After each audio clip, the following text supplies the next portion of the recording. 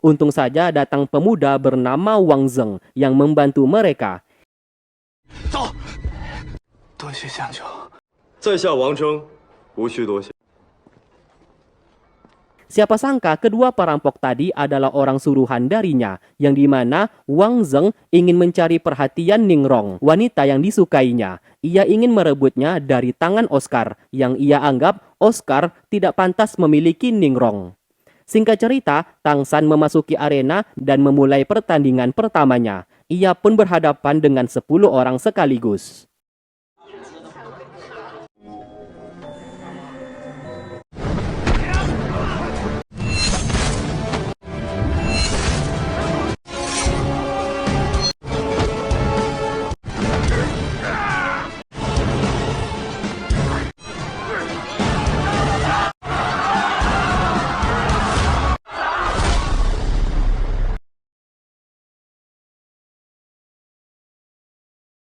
Setelah berhasil mengalahkan 10 musuhnya di sana, Tang San tidak mau membunuhnya. Namun semua orang menyuruhnya untuk membunuh karena itu salah satu peraturan. Apabila tidak, maka kemenangannya tidak akan dianggap. Karena mendapatkan sorakan dari seluruh penonton dan merasa tertekan, tanpa sadar energi ganas di tubuhnya keluar dan akhirnya membunuh.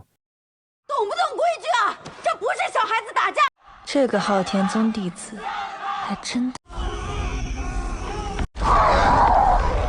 你们还要再战吗？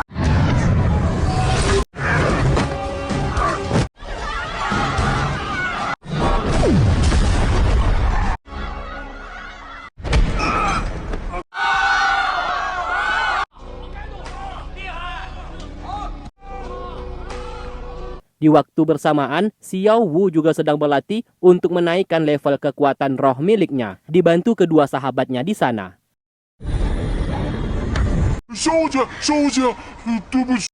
没关系，再来。我感觉我正在突破50级的，是我冲击50级最大的帮。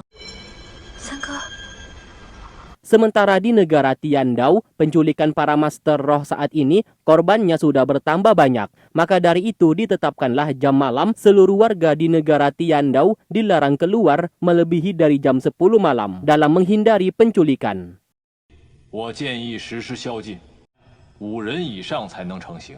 此为上策，责无旁贷。 Sedangkan di negara Xingluo sedang diadakan pertarungan ganda dan disaksikan oleh mereka. Siapa sangka pasangan ganda di sana adalah Dai Weishi bersama Zhu Yun. Mu Bai yang melihat itu tentu saja sangat terkejut kenapa mereka kembali lagi, padahal sudah dibebaskan dan disuruh pergi olehnya. Ternyata Kaisar sudah tahu akan hal tersebut, makanya Dai Weishi beserta Zhu Yun berhasil ditangkap kembali. Kaisar saat ini ingin mereka bertarung ulang dalam menentukan siapa yang berhak menjadi pewaris kekaisaran. Siapa sangka mereka menentang perintah Kaisar dan bekerja sama untuk meminta permohonan supaya mereka tidak saling membunuh demi memperebutkan posisi pewaris kekaisaran. Karena bagi mereka hubungan persaudaraan lebih penting daripada pewaris kekaisaran. Sontak sang kaisar menjadi sangat marah atas perkataan dan sikap mereka saat ini yang dianggap sudah menentangnya. 仁慈地继承帝王之位。 Mu Bai bersama Zhu Qing yang menjadi pewaris kekaisaran lantas bersumpah dan membuat janji di saat umur mereka menginjak 25 tahun, kekuatan roh mereka akan naik level 60. Apabila itu gagal, mereka berdua siap menanggung konsekuensinya. Namun apabila mereka berhasil naik ke level 60, Kaisar harus memberikan kebebasan kepada Dai Weishi bersama Zhu Yun.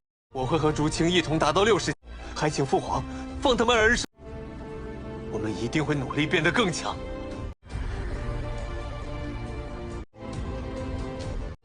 等你们到了来跟我谈条件。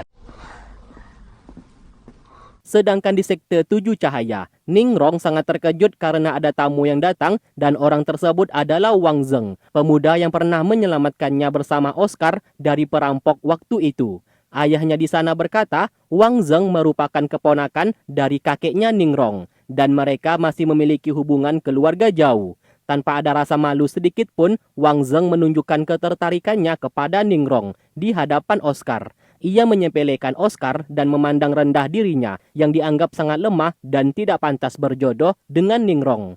Tentu saja, Ningrong menyadari maksud tujuannya saat ini. Ia pun menjadi kesal dan membawa Oscar pergi dari sana. 我先去休息了。客人在此，不得无。走，小奥。 Singkatnya, sang ayah menegur sikap Ningrong barusan yang dianggap tidak sopan kepada tamu.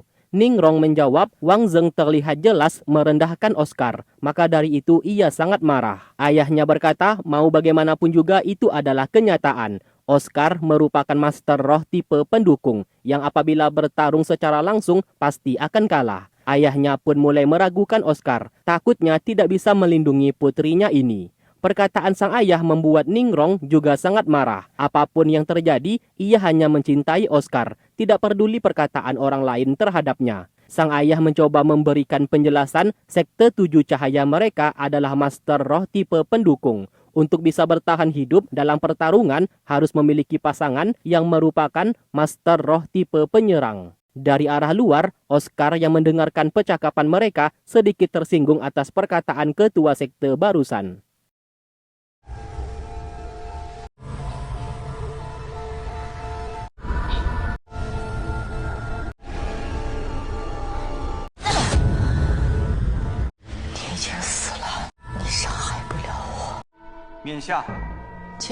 Sedangkan Bibi Dong mendapatkan informasi pasukan yang dikirim ke hutan bintang semuanya tewas terbunuh dan pelakunya adalah Xiao Wu yang memang berada di sana.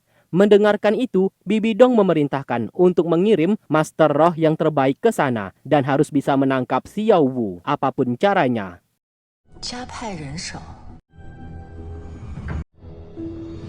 Alhasil, pasukan master roh tipe pembunuh mulai dikerahkan. Mereka juga memegang foto dan gambar wajah Xiao Wu. 第3魂技，瞬移。你进步也太快。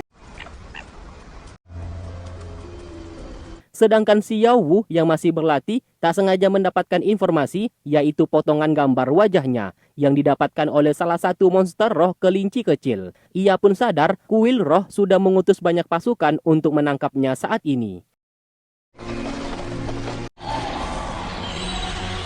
看来比比东不得到我誓不罢休了。三哥，我该怎么办？ Sedangkan di sisi lain, Tang San sudah melewati 79 kali pertandingan dan selalu menang. Seluruh musuhnya terpaksa ia habisi, karena apabila tidak, kemenangannya tidak akan dihitung. Oleh sebab itu, semua orang memberikan julukannya sebagai Raja Asura dan paling ditakuti di arena pertarungan. Di pertandingan terakhir, Tang San bertarung dengan salah satu pria yang diperbolehkan menggunakan kekuatan roh. Ia pun sedikit terluka karena tidak bisa menggunakan kekuatan roh di sana.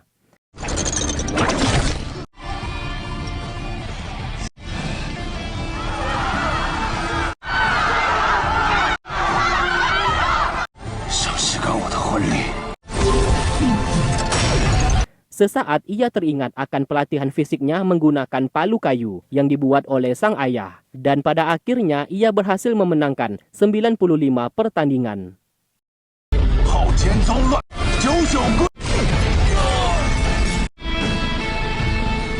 95胜，靠天锤石起来，比唐三还要强上许多，实力如此之强。 Hulena yang melihat itu tanpa sadar mulai jatuh cinta kepadanya. Dan sampai sekarang ia masih belum tahu pemuda di sana adalah Tang San musuhnya. Setelah keluar dari arena, energi ganas mulai mengendalikan pikirannya. Kebetulan semua orang di sana berniat membunuhnya secara bersama-sama. Alhasil, Tang San menggila dan menghabisi mereka semua tanpa ampun. 在赤炼场上遇到他，趁现在杀了他。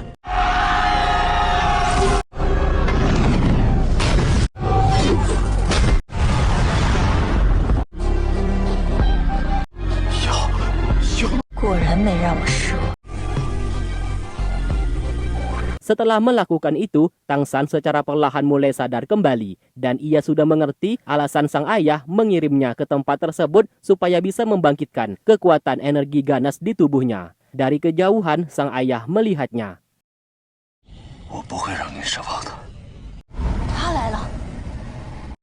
成功离开地狱路的人，谁都不可以阻止他。 Sementara itu, Raja Neraka yang melihat Tang Hao menjadi ketakutan. Ia pun akhirnya mengetahui pemuda bertopeng itu merupakan anaknya Tang Hao. Karena memiliki dendam, ia mulai berencana untuk membunuh Tang San dalam melampiaskan dendamnya dan membuat kematian Tang San seolah-olah kecelakaan, dibunuh oleh orang lain. Sementara itu, Oscar menunjukkan peta utara wilayah Doluo kepada Ningrong. Ternyata Oscar ingin pergi ke kutub utara dalam melatih kekuatan roh miliknya supaya jauh lebih kuat, agar nantinya ia bisa melindunginya tidak diremehkan oleh orang lain. Tentu saja Ningrong melarangnya pergi dan meminta ia untuk tidak usah memperdulikan perkataan orang lain. Oscar lalu mengaku ia sudah mendengarkan percakapan ia dengan ayahnya tadi malam. Benar apa yang dikatakan oleh ayahnya itu, Ningrong akan dalam bahaya apabila berada di sisinya yang saat ini Oscar masih lemah. Ini sudah keputusannya, apapun yang terjadi, ia akan tetap pergi. Apabila sudah jauh lebih kuat, ia akan kembali untuk menemuinya. Hal itu juga ia lakukan untuk sebagai pembuktian kalau Master Roh tipe pendukung sepertinya mampu bersanding selevel dengan Master Roh penyerang. 你不需要为了我做改。要改变我的追求，我必须只有真正变强，逆天改命。等我回来。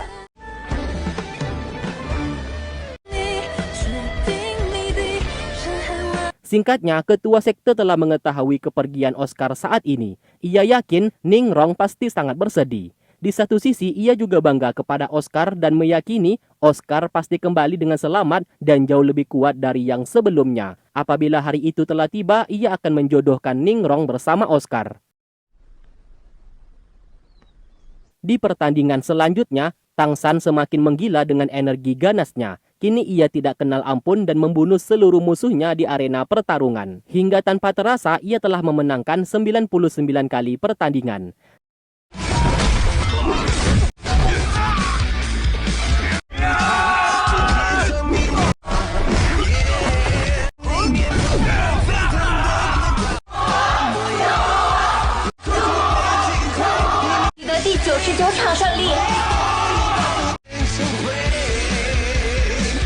Tak lama kemudian, giliran Hulena yang memulai pertandingan. Tang San tidak pergi dan memilih untuk melihatnya.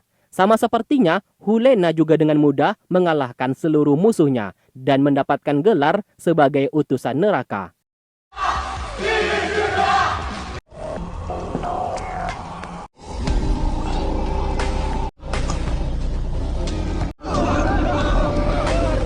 Lagi-lagi setelah keluar dari arena, energi ganasnya terus meluap-luap dan sulit ia kendalikan. Kini semua orang takut kepadanya dan setiap melihatnya, mereka semua memilih untuk bersembunyi. Dari kejauhan, Hulena mengikutinya.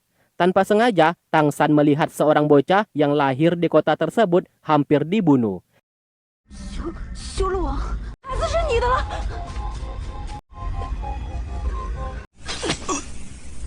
Namun siapa sangka bocah itu tiba-tiba menusuknya menggunakan pisau. Dan terlihat kedua matanya juga terdapat energi panas yang tidak terkendali. Namun energi ganas itu masih lemah. Hulena segera menghentikan dan berniat membunuh bocah tersebut. Tang San segera menghentikan karena setiap manusia memiliki kesempatan kedua untuk hidup. Terlahir di kota neraka bukanlah keinginan bocah tersebut. Ia berkata, setelah menghancurkan kota neraka nantinya, ia bersumpah akan membawa seluruh bocah yang ada di sana untuk keluar, supaya bisa memulai hidup yang baru. Mendengarkan itu, Hulena langsung terdiam. Sesaat ia teringat semasa kecilnya yang sudah dipaksa untuk bertarung oleh Bibi Dong di dalam arena hidup dan mati. Yang terkuat dan bertahan hidup adalah pemenangnya. Bibi Dong mendoktrin isi pikirannya dengan berkata, orang lemah tidak pantas untuk hidup. Yang terkuatlah baru bisa menguasai dunia.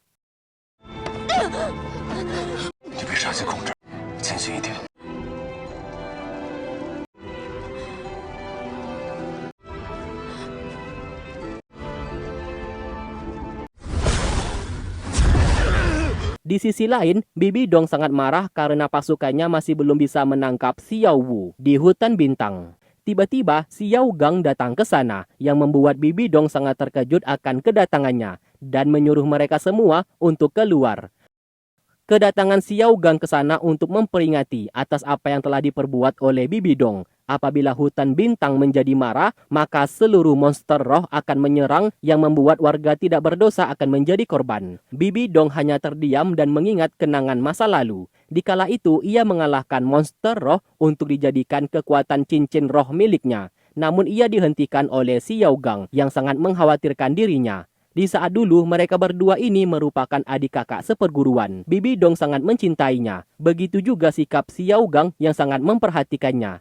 Dikisahkan, Bibi Dong begitu terobsesi menjadi kuat. Berbeda dengan Xiao Gang, ia lebih senang membaca buku bela diri. Namun kekuatan rohnya tidak berkembang alias ia tidak memiliki bakat. Xiao Gang sempat berkecil hati dan menganggap dirinya tidak berguna. Namun Bibi Dong terus memberikannya semangat karena ada dirinya yang senantiasa selalu di sampingnya.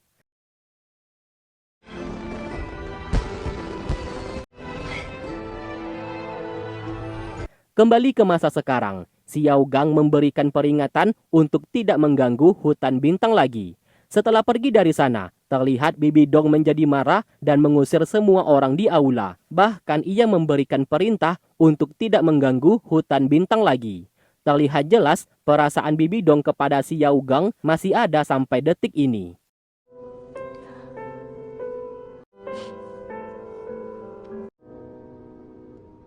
Singkat cerita, Erming bersama Daming membantu Xiao Wu dalam memperkuat cincin roh miliknya.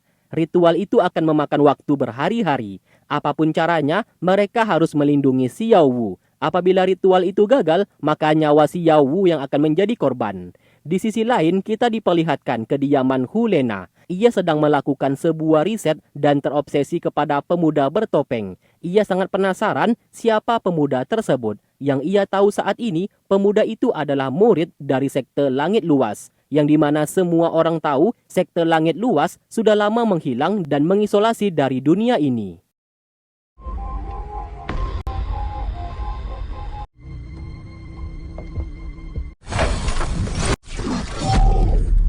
修罗王就是这么招待客人。你们昊天宗都避世这么久，修罗王是不知道杀神领域。